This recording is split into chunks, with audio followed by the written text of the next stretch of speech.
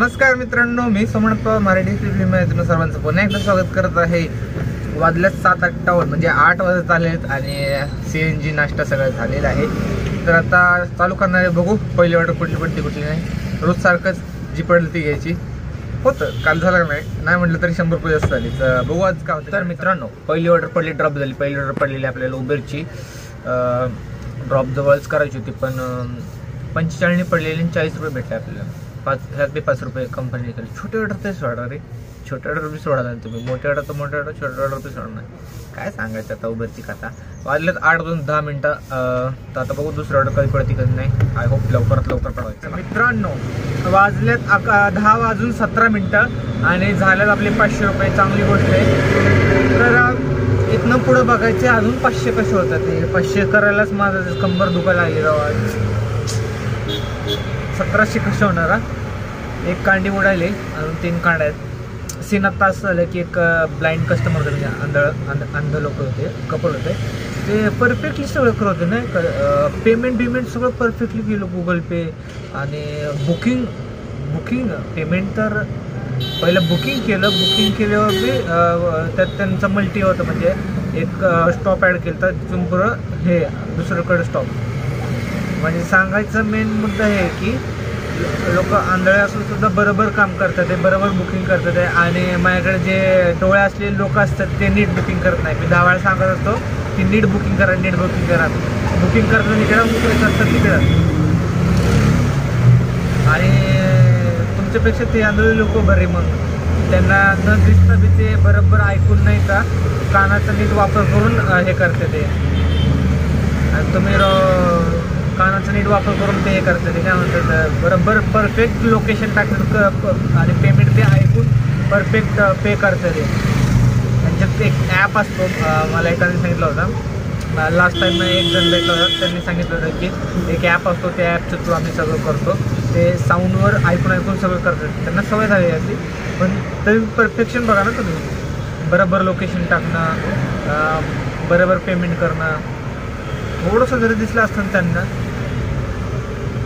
तरी चांगलं झालं असतं। पण ठीक आहे, हरकत नाही, देवाच्या हातात आपल्याला काय नाही।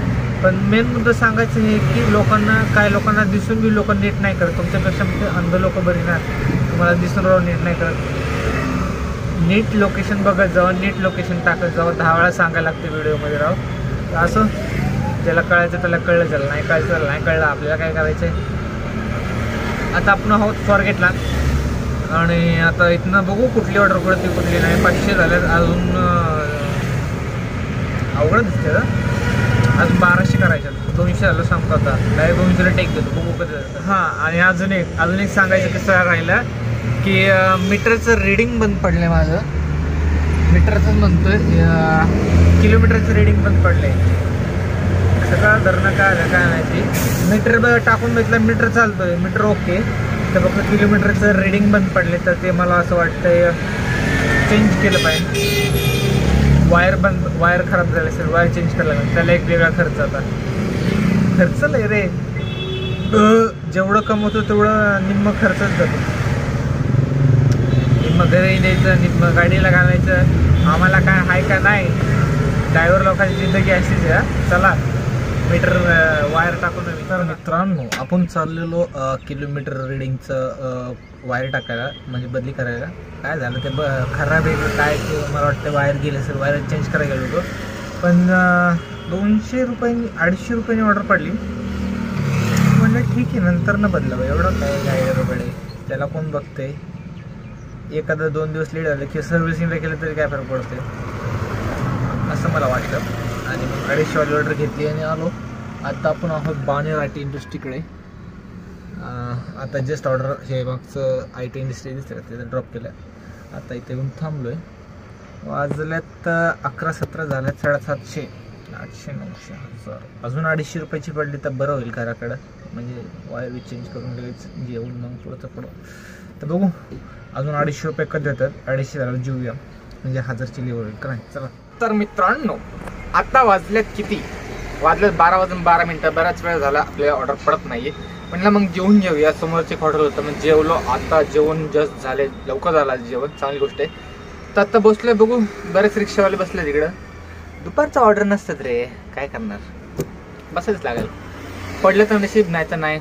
आता इथं एक शाळा आहे, इथं शेजारी स्कूल व्हॅन बघू शकता, बरेच स्कूल व्हॅन आहेत, लाईनीने लागले आहेत, पुढं मागं सगळे स्कूल व्हॅन आहेत. आता इथं जर दुपारी, मला माहीत नाही इकडचा टायमिंग, पण जर इकडं स्कूल जर आता दुपारचे इंग्लिश मिडियम सुटत असतात 2-2:30ला, आता तशी 12 वाजले.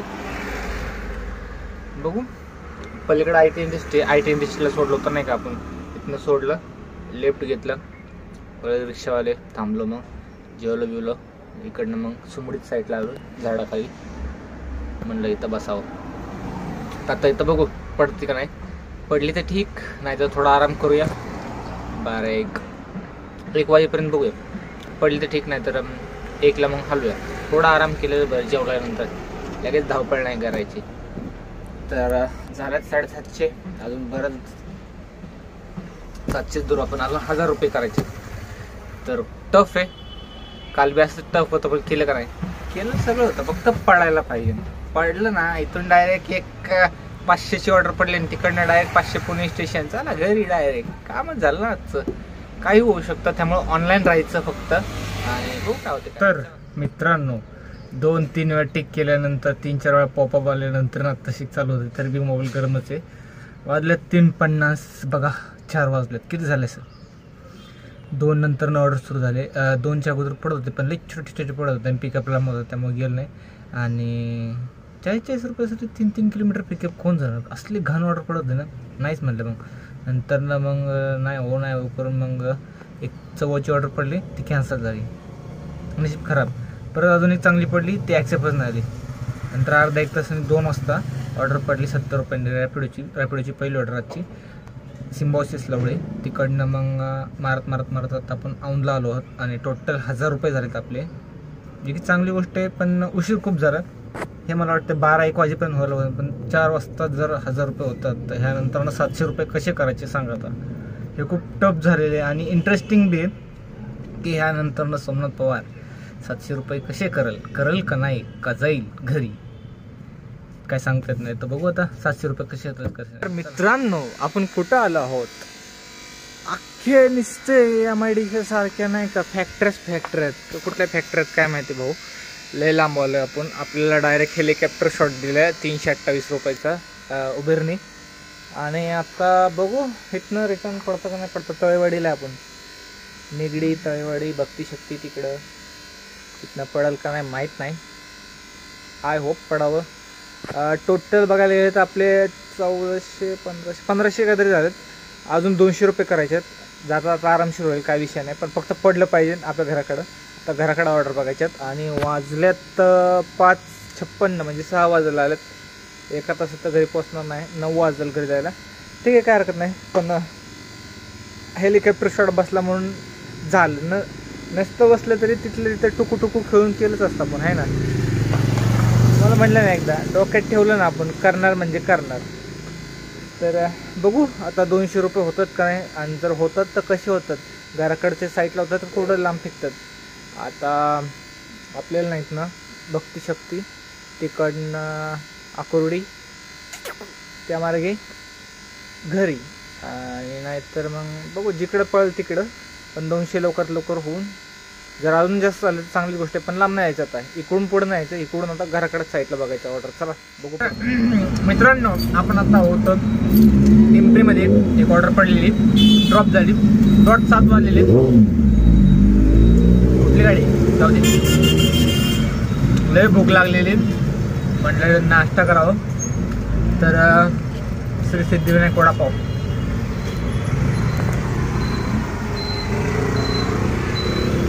नाश्ता केला आता जरा बरं वाटतंय. आता आपण आहोत पिंपरीमधून, आता इथून नाशिक फाट्याला जायचं, नाशिक फाट्यावरनं घरी. बघू आता आपल्या घराकडे ऑर्डर पडते. इथवर आपल्याला 147 रुपयाची काहीतरी ऑर्डर पडली, ती चांगली ऑर्डर आहे. जेवण किंवा नाश्ता किलो अशी दे करायचं मला, चांगली गोष्ट आहे. आता बघू, इथनं जाताना काही एमटी जाणार नाही आपण, पण एवढं 10 मिनटं थांबलो. ऑर्डर पडली पण छोट्या पडल्या, इथल्या लोकल. आपल्या आता लोकल नाही, इंटरनॅशनल लेवलचे पॉईंट आहेत. स्वारगेट कात्रात नाही, स्टेशनची पडली तरी चालेल. तर बघू कुठली पडते कुठली नाही. तर फायनली मित्रांनो आपलं टार्गेट कंप्लीट झालेलं आहे. वाजल्यात 8:36. बराच वेळ लागला आपल्या एरियात यायला. तर आजचा हा व्लॉग आपण इथं सेंड करूया. भेटूया उद्या नवीन व्लॉगमध्ये. तोपर्यंत शुभरात्री. चला.